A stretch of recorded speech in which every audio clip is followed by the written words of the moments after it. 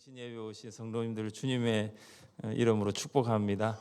우리가 오늘 함께 모여 이 송구 영신예배를 드리게 된 것도 하나님의 은혜입니다. 여러분 10대 뉴스를 보면서 어떤 생각하셨습니까? 모든 것이 주님의 은혜인 줄 믿습니다. 우리 옆에 계신 성도님들과 이렇게 인사하겠습니다. 모든 것이 주의 은혜입니다. 모든 것이 주의 은혜입니다. 2024년도 하나님의 은혜로 풍성한 한 해였습니다.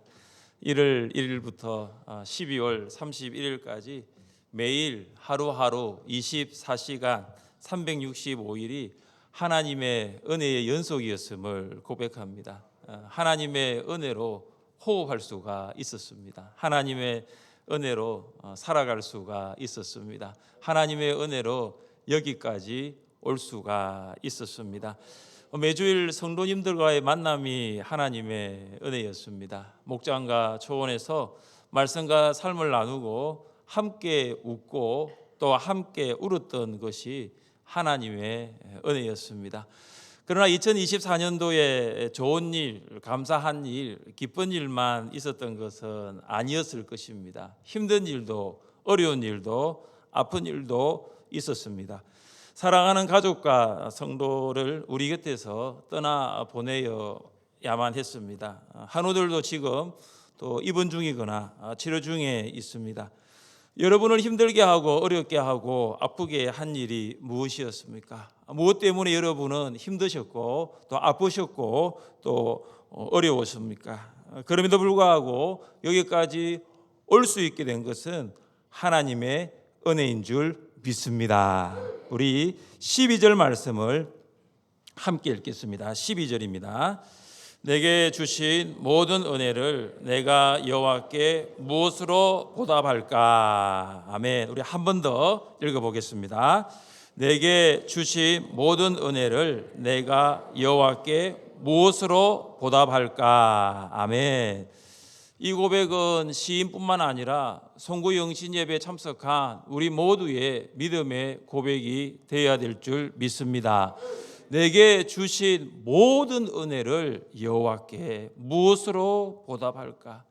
시인에게 주신 모든 은혜는 어떤 은혜였을까요? 시인은 도대체 어떤 은혜를 바랐기에 하나님께 보답하고 싶어 했을까요? 우리에게 주신 모든 은혜는 무엇입니까? 우리도 그 은혜를 기억한다면 2024년 올 한 해 하나님이 내게 주신 은혜를 기억한다면 우리는 무엇으로 하나님께 보답할 수 있을까요? 내게 주신 은혜 무엇일까요? 첫째, 치명적인 상황에서도 주님의 이름을 부를 수 있는 것은 은혜입니다. 본 시편의 형식은 감사시입니다. 시는 과거의 어려운 상황을 돌아보고 하나님께서 베풀어 주신 구원의 은혜를 감사합니다. 시인이 구체적으로 어떤 상황에 있었는지 명료하게 우리는 알 수가 없지만 크게 두 가지의 상황을 추측해 볼 수 있습니다. 시인을 둘러싼 상황은 치명적인 병이었습니다. 시인은 이 치명적인 병에 걸려서 매우 고통스러워하였습니다. 3절 말씀을 함께 읽습니다. 3절입니다. 사망의 줄이 나를 두르고 스올의 고통이 내게 이르므로 내가 환난과 슬픔을 만났을 때에. 시인은 자신의 어려운 상황을 어떻게 묘사합니까? 사망의 줄이라고 합니다. 사망이라는 것을 줄로 비유하고 있는 것입니다. 여러분, 줄에 걸려본 적이 있습니까? 여러분, 줄에 한번 걸려보신 적이 있습니까? 줄에 걸리면 어떻게 합니까? 잠깐 멈춰야 됩니다. 걸음을 멈출 수밖에 없습니다. 앞으로 가려고 하는데, 앞으로 걸어가고 싶은데 이 줄 때문에 걸어갈 수가 없어요. 줄에 걸리면 어떻습니까? 멈춘 정도가 아니라 넘어질 수가 있습니다. 넘어지면서 중심을 잃어버리고 바닥에 주저앉습니다. 어떤 경우에는 바닥에 주저앉아서 속히 일어날 수도 있지만 또 어떤 경우에는 일어나지 못하고 한참 동안 바닥에 그냥 주저앉아 있어야 됩니다. 이것이 줄입니다. 여러분, 사망의 줄 마찬가지입니다. 병이라는 사망의 줄에 걸려본 적이 있습니까? 여러분 한번 아파 보신 적이 있습니까? 사망의 줄에 걸리면 일상이 멈추어 버립니다. 그동안 당연하다고 생각해 왔던 일상의 삶이 이 사망의 줄 때문에 하루아침에 멈추어 버립니다. 새로운 일을 계획할 수가 없어요. 그리고 시작할 수도 없습니다. 사망의 줄이 우리의 삶을 꽁꽁 묶어버립니다.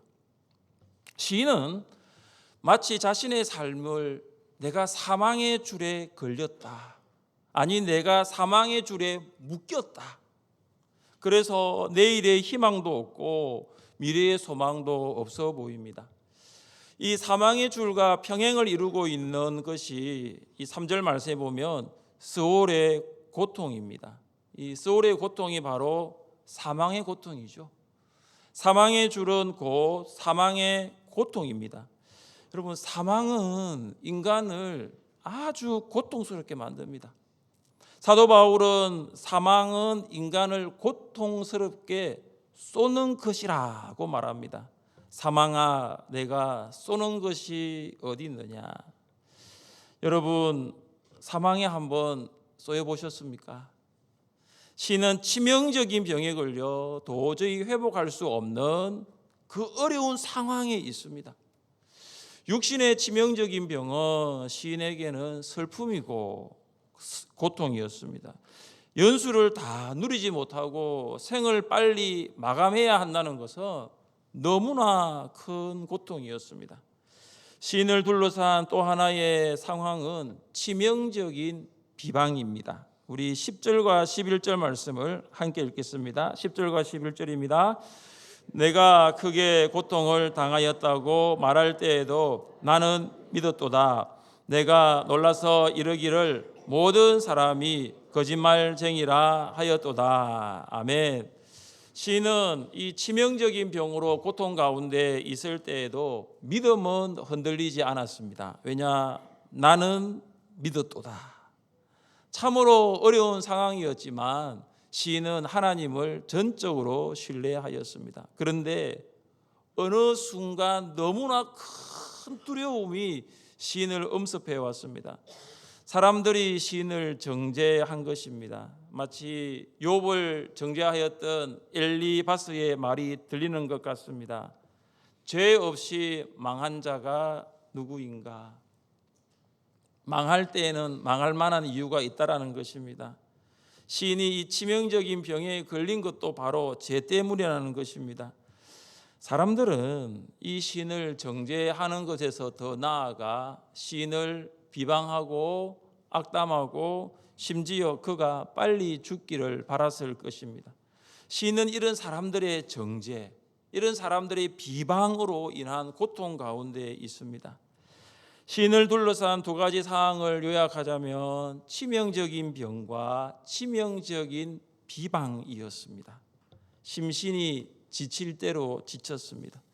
시인의 입장에서 보면 치명적인 병에서 나을 가능성은 거의 없어 보입니다.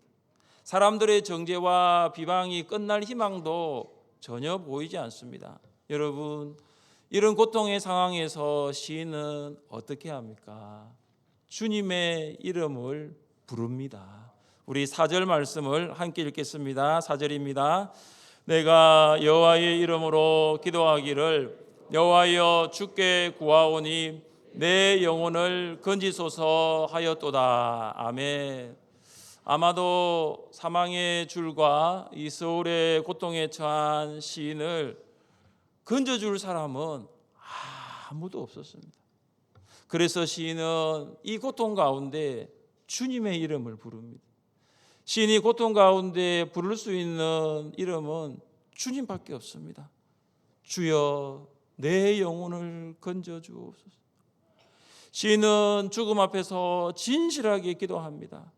여러분, 죽음 앞에 선 사람은 형식적으로 기도하지 않습니다. 아주 간절하게 기도를 합니다. 주여 내 영혼을 건져 주옵소서. 모든 사람이 고통의 상황을 만나지만 모든 사람이 주님의 이름을 부르는 것은 아닙니다. 어떤 사람은 고통 앞에서 원망합니다. 어떤 사람은 고통 때문에 두려워 떱니다. 어떤 사람은 고통 때문에 포기합니다. 시인은 누구도 원망하지 않습니다. 두려워하지 않습니다. 그리고 포기하지도 않습니다. 시인은 사망의 줄이 나를 두르고 수월의 고통이 나를 둘러싸고 있는 이 최악의 상황에서도 주님의 이름을 불렀습니다. 사랑하는 성도 여러분, 혹시 시인과 같은 상황에 처해 본 적이 있습니까? 2024년도를 살아가면서 이 시인과 같이 몸도 힘들고 마음도 지쳐버린, 심신이 완전히 지쳐버린 적이 있었습니까? 우리는 이것을 번아웃이라 그러죠. 번아웃, 소진, 탈진이라 부릅니다. 번아웃, 완전히 다 타버린 거예요. 내 몸도 내 육신도 내 마음도 다 타버린 그런 거, 혹시 여러분 2024년도를 살면서 혹시 그 가운데 있었습니까? 여러분, 그 가운데서 주님의 이름을 불러봤습니까? 최악의 상황 가운데서 정말로 내가 도저히 나올 수 없는 그 사망의 줄과 그 고통 가운데서도 내가 주님의 이름을 여러분 부를 수 있다면 그것이 바로 은혜입니다. 고통의 상황에서 주님의 이름을 불렀다면 그것은 은혜입니다. 왜냐하면 모든 사람이 고통의 상황에서 주님의 이름을 부르지는 않습니다. 밤을 하얗게 지새우고 무거운 몸을 겨우겨우 가누면서 새벽에 나와서 주님의 이름을 부릅니다. 큰 소리로 부를 수 없어 작은 소리로 엎드려 주님의 이름을 부릅니다. 주님. 어떤 상황에서도 누군가를 원망하지 않습니다. 그 상황을 두려워하지 않습니다. 주님의 이름을 부를 수 있었다면 그것이 바로 은혜였습니다. 우리나라는 지금 이 사망의 고통 가운데 있습니다. 수월의 고통 가운데 있습니다. 제주항공이 그 방콕 스와나풍 공항을 출발해서 아침에 도착한 그 일정이 저희 단계 선교팀이 항상 단계 선교를 가면 그 일정대로 부산 김해공항을 제주항공을 타고 들어왔어요.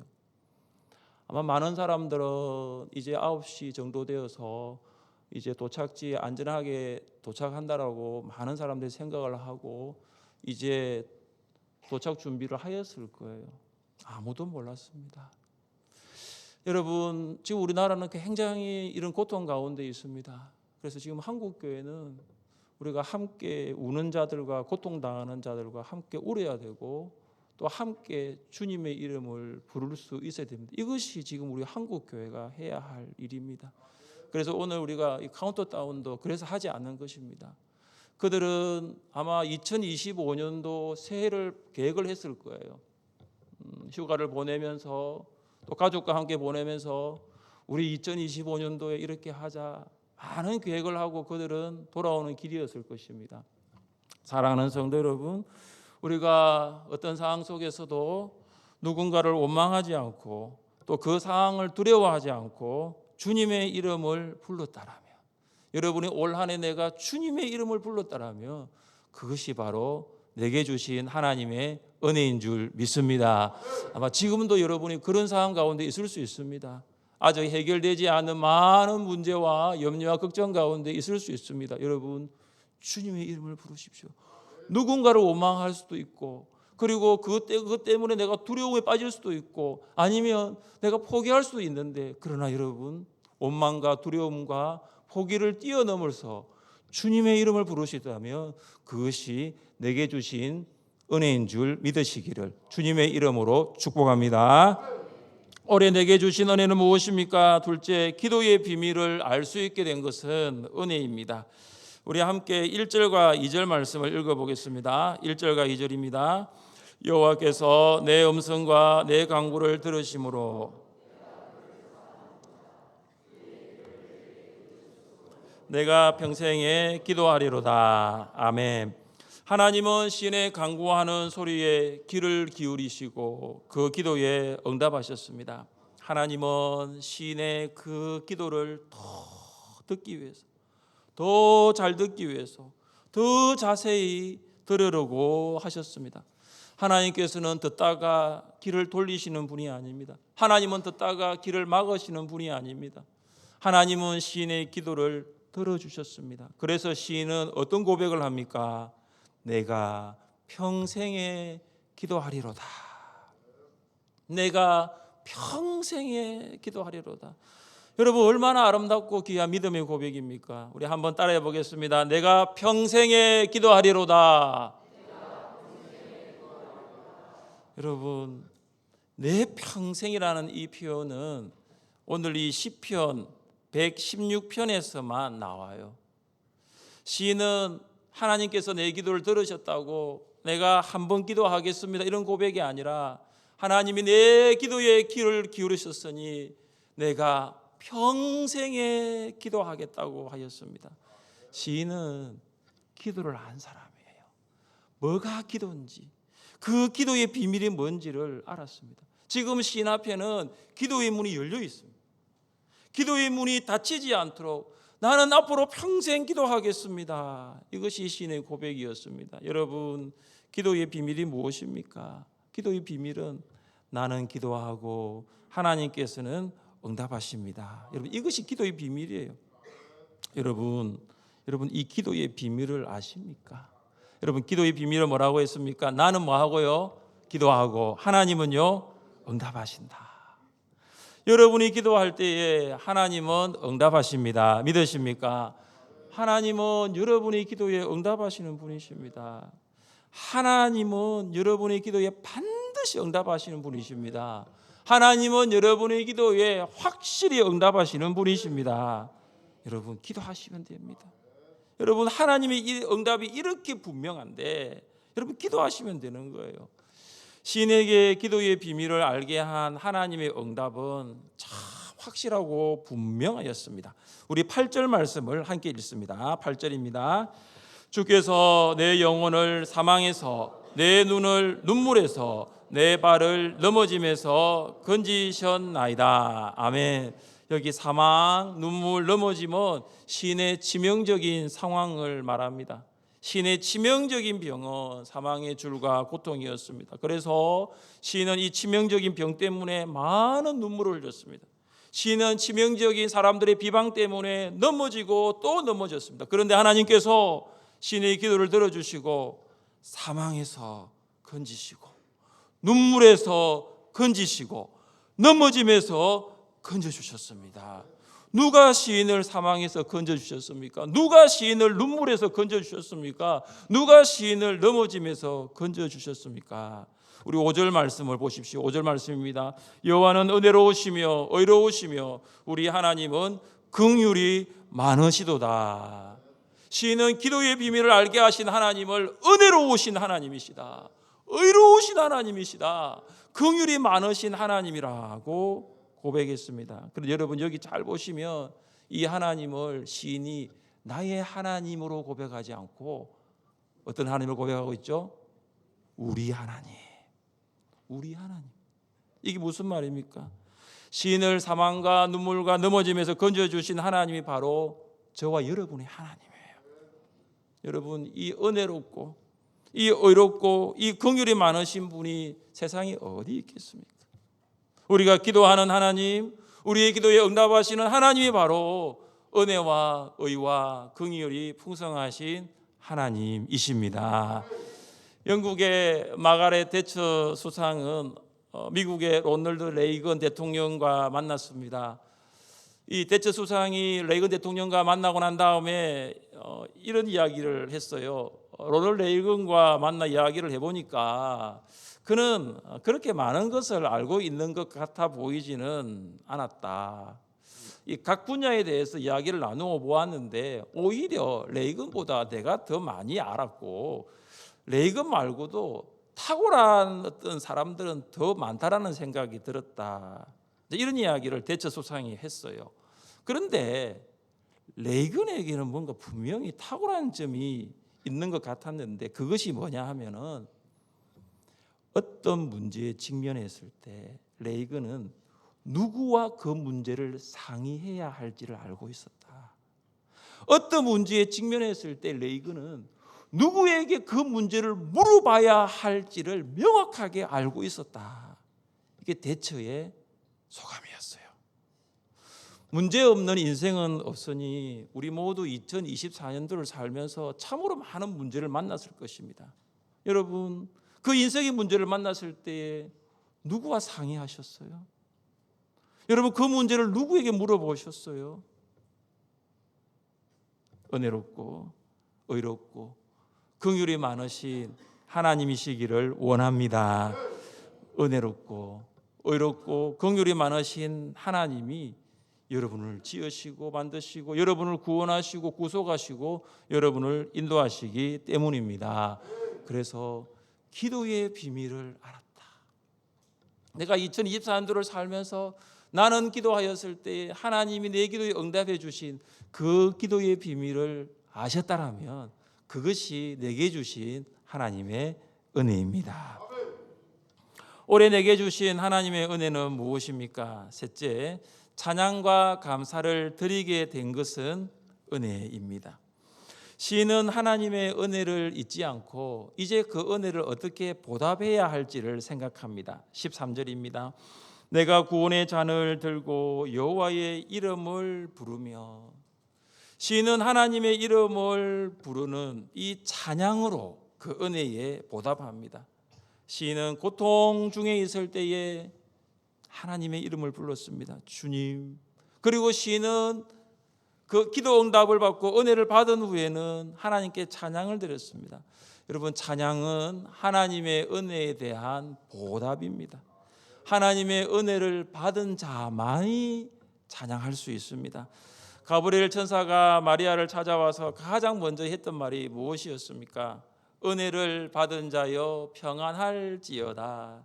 하나님께서 은혜를 주실 때 하나님의 은혜는 받을 수 있습니다. 우리는 전적으로 죄로 인하여 타락하였기 때문에 하나님께서 은혜를 주셔야 우리가 은혜를 받을 수 있는 거죠.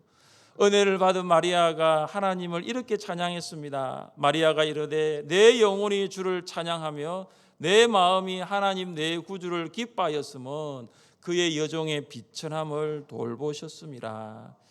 오늘 우리가 송구 영신 예배로 모여서 킹덤 드림 찬양팀과 함께 찬양할 수 있는 것은 우리가 하나님의 은혜를 받았기 때문이에요. 오늘 할렐루야 찬양대가 하나님을 찬양할 수 있는 것도 마찬가지입니다. 하나님의 은혜를 받았기 때문입니다. 우리가 찬양할 수 있는 것은 하나님의 은혜에 대한 보답입니다. 시인은 하나님의 은혜를 잊지 않고 어떻게 보답해야 하는지를 생각합니까? 우리 17절부터 19절까지 함께 읽겠습니다. 내가 주께 감사제를 드리고 여호와의 이름을 부르리다. 내가 여호와께 소원한 것을 예루살렘아 내 한가운데에서 곧 여호와의 성전들에서 지키리로다. 할렐루야. 아멘. 시인은 하나님의 은혜에 대한 보답으로 감사제를 드리겠다고 합니다. 시인은 예루살렘 성전으로 나아가 그 뜰 안으로 들어가서 감사제를 드렸습니다. 구약의 성도들은 하나님께 소원한 것은 반드시 감사제를 드림으로 갚았습니다. 하나님의 은혜에 대한 보답은 바로 감사입니다. 2024년 올 한 해 우리가 가장 많이 들었던 단어가 있다면 그는 감사였을 것입니다. 감사로 예배드리는 교회, 감사 제목 쓰기, 감사 제목 나눔, 감사 가정 예배, 감사 헌금 드림. 정말로 감사라는 단어가 아마 올해 우리 교회의 키워드였을 것입니다. 우리는 이 모든 것을 통해서 우리에게 베푸신 하나님의 은혜에 보답하려고 하였습니다. 하나님의 은혜를 많이 받은 성도일수록 저는 더 많은 감사를 하나님께 보답할 수 있다고 생각합니다. 많은 성도님들이 감사 노트 쓰기에 참여해 주셨고 내년에도 계속해서 감사 노트를 쓰기로 하신 성도님들이 많습니다. 아마 감사 노트 받아보신 분들 아시겠지만 앞에 표지가 귀엽지요. 안 귀여워요? 네, 너 귀엽다고 그러던데요. 앞에 표지가 귀엽습니다. 감사 가정 예배 개근상을 받으신 성도님들 아마 내년에도 감사 가정 예배를 계속하여 드릴 것입니다. 이제 안 드리면 애들이 드리자고 할 거예요. 상 때문에 드렸어요. 아니면 스티커 붙인다고 드렸어요. 그래서 이제 감사 가정 예배를 드리다가 안 드리면 우리 애들이 드리자고 할 겁니다. 왜냐 1년 동안 감사 가정 예배를 드리면서 그 가정에 이제 예배가 뿌리를 내렸거든요. 여러분 1년 동안 들으셨잖아요. 많은 성도님들이 감사 헌금을 드리면서 하나님의 은혜에 보답하셨습니다. 일부 예배 같은 경우는 이렇게 봉투채로 올라오거든요.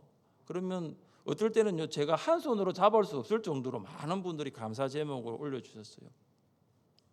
어떨 때는 이게 정리가 잘 안 돼가지고 앞에 감사가 이게 분명히 앞에 감사했는데 뒤에 감사 섞이기도 하고요. 그래도 제가 그것을 읽고 기도하고 어떤 분들은요, 이 글씨를 잘 적으셨는데 제가 좀 해석이 안 돼가지고 막 읽다가 제가 버벅거리고도 막 그랬습니다. 그래서 그 성도들이 그 감사 제목을 그걸 기록하면서 저는 그 감사 제목을 기도하면서 참 행복했습니다. 성도들이 한 주간 하나님의 은혜를 받고 이렇게 감사했구나 하면서 참 행복했습니다. 여러분 우리가 올 한 해 이런 감사의 실천 목표를 했지만 우리가 하나님의 은혜는 날마다 하나님의 은혜는 매일매일이잖아요. 그러면 감사로 예배드리는 교회가 끝났다고 해서 감사도 끝나는 것이 아닌 줄 믿습니다. 우리가 하나님의 은혜를 받으면 그 은혜에 대해서 우리가 감사 제목을 생각하고 또 감사 예배를 드리면서 감사로 하나님의 은혜에 보답해야 될 줄 믿습니다. 시각 장애인이었던 페니 크로스비는 찬송 작사자로 잘 알려져 있습니다. 그런데 이 페니 크로스비가 이제 찬송 작사자로 알려지기 전에 대중들에게 알려지기 전에 그녀는 이 가난이라는 큰 고통으로 살았던 적이 있었습니다. 어느 날 단돈 5,000원, 지금은 환율이 좀 올라서 한번 7,000원, 8,000원 되겠죠. 그러니까 오늘 말하면 만 원이 없어서 중요한 일을 처리하지 못하게 되었습니다. 그때 이 크로스비가 그 자리에서 무릎을 꿇고 기도하며 주님의 이름을 불렀습니다. 주님의 도우심을 간절히 원했습니다. 수중에 만 원이 없었던 거예요. 그런데 기도하고 일어난 지 얼마가 안 되어서 누군가 초인종을 눌렀습니다. 나가보니까 이 크로스비가 아는 사람이 아니에요. 전혀 모르는 사람이에요. 그 사람이 묻습니다. 당신이 혹시 페니 크로스비입니까? 그렇다고 하자 찬송가를 작사한 당신이 이곳에 산다는 이야기를 듣고 제가 얼굴 좀 보고 싶어서 들렸습니다. 이렇게 이야기를 했습니다. 그리고 이야기를 하고 그 크로스비의 손에 딱 쥐어주는 게 있었는데 그것이 뭐냐면 $5였습니다. 이처럼 정확한 하나님의 인도하심에 이 페니 크로스비가 놀랐습니다. 원래 페니 크로스비가 하나님 어떤 걸 알았거든요. 그런데 하나님 너무나 정확하게 인도하시는 거죠. 그 은혜에 감사하면서 페니 크로스비가 그때 써내려간 찬양 가사가 바로 여러분이 아는 찬송가 384장 나의 갈 길 다 가도록입니다. 이 찬송가 384장 2절의 가사가 이렇습니다. 나의 갈 길 다 가도록 예수 인도하시니 어려운 일 당한 때도 족한 은혜 주시네. 나는 심히 고단하고 영혼 매우 가라나 나의 앞에 반석에서 샘물 나게 하시네. 나의 앞에 반석에서 샘물 나게 하시네. 가사를 잘 보시면요. 어려운 일 당할 때도 족한 은혜 주시네. 여러분 어려운 일 당할 때도 그 어려운 일을 이겨나갈 수 있는 족한 은혜, 넉넉한 은혜를 주시는 분이 우리 하나님이신 줄 믿습니다. 사랑하는 성도 여러분, 여러분에게 주신 은혜 2024년도에 내게 주신 은혜가 무엇이었습니까?